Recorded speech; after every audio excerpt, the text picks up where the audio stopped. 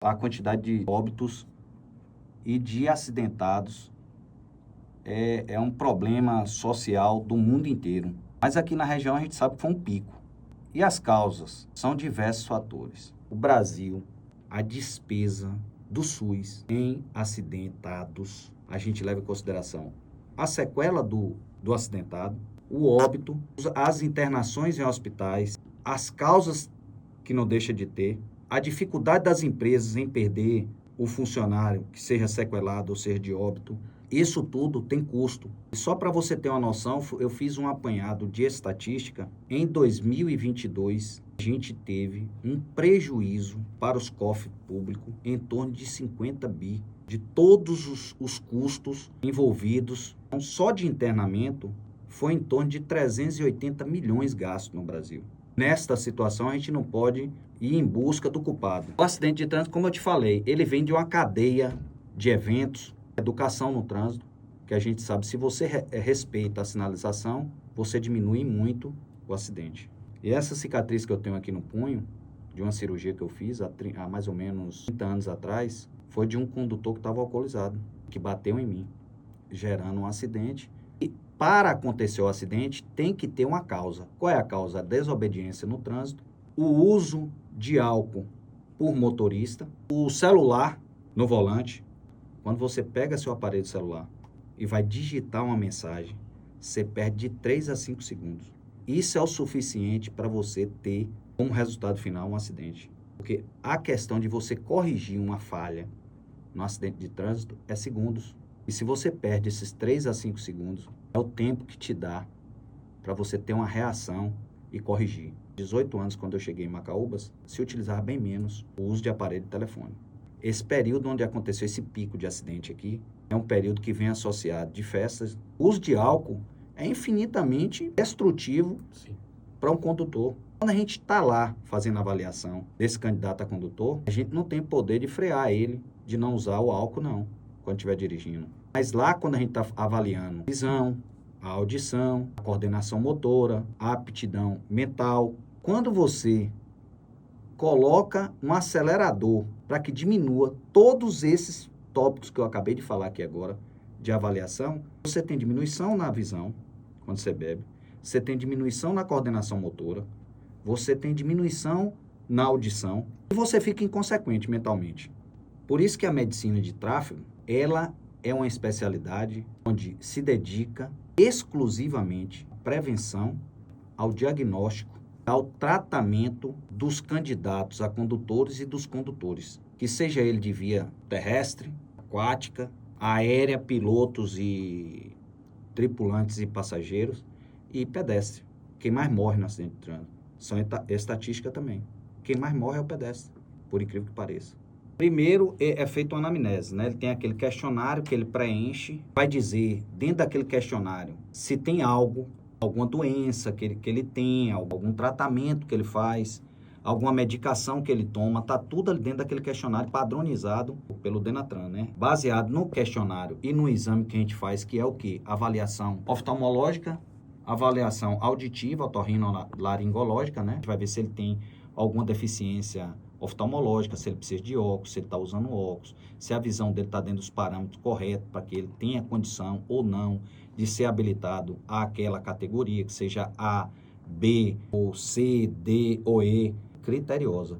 Tem também um exame da avaliação motora, né, que a gente vai ver a coordenação motora, se o paciente ele tem uma coordenação boa, se está tudo direitinho com ele, se ele não tem uma limitação, que essa limitação vai gerar alguma limitação funcional para que ele venha desenvolver um trânsito saudável. Uma avaliação também mental, né? Vendo se o paciente tem alguma deficiência mental, se tem algum problema psiquiátrico.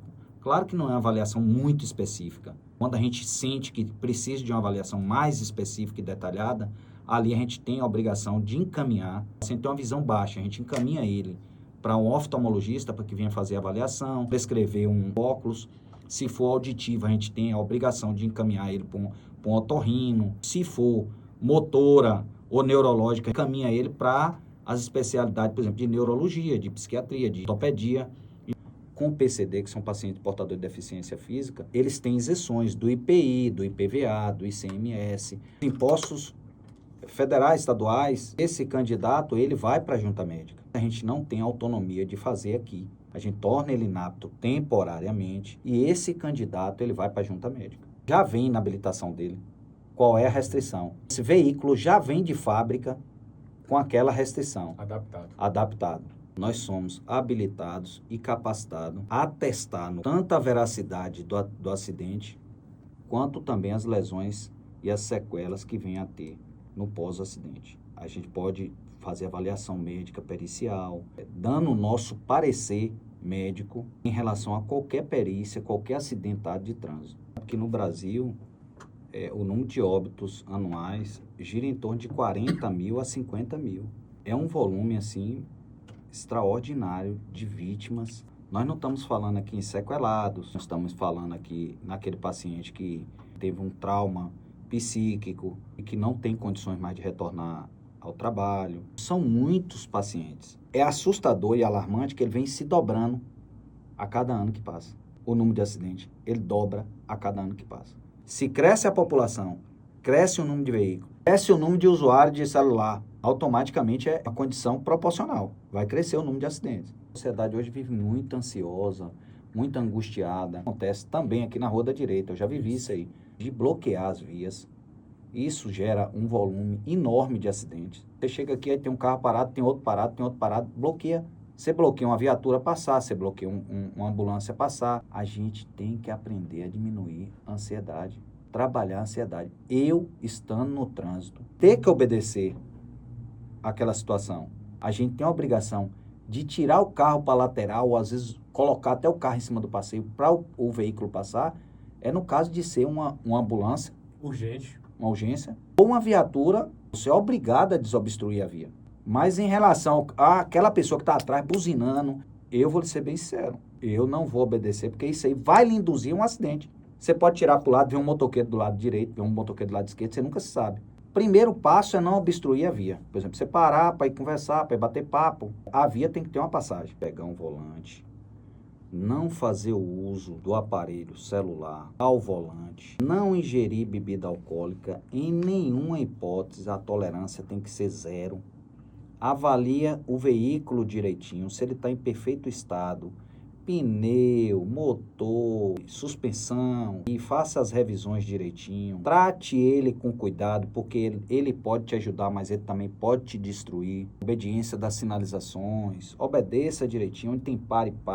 Quando é feita uma avaliação de uma curva que ele tem que entrar no máximo com 80, é porque aquela curva ali já foi avaliada por engenheiros. Ele sabe que ali a segurança é 80 km, a velocidade mais baixa possível nas imediações de escolas, porque ali tem alunos, tem crianças ali naquela localidade. Quando um ônibus, que seja escolar, que seja qualquer tipo de ônibus, parar, nunca faça ultrapassagem, porque com certeza uma criança, ela vai sair por trás do ônibus. A gente já viu vários casos aqui em Macaúba e ter morte com relação a isso. A vida é muito importante para nós. O seu bem mais precioso é a sua vida. Cuide dela direitinho, entendeu? Quando você for tomar alguma decisão em relação a trânsito, que você venha pensar que você pode destruir uma história, tanto sua quanto de quem vem de lá.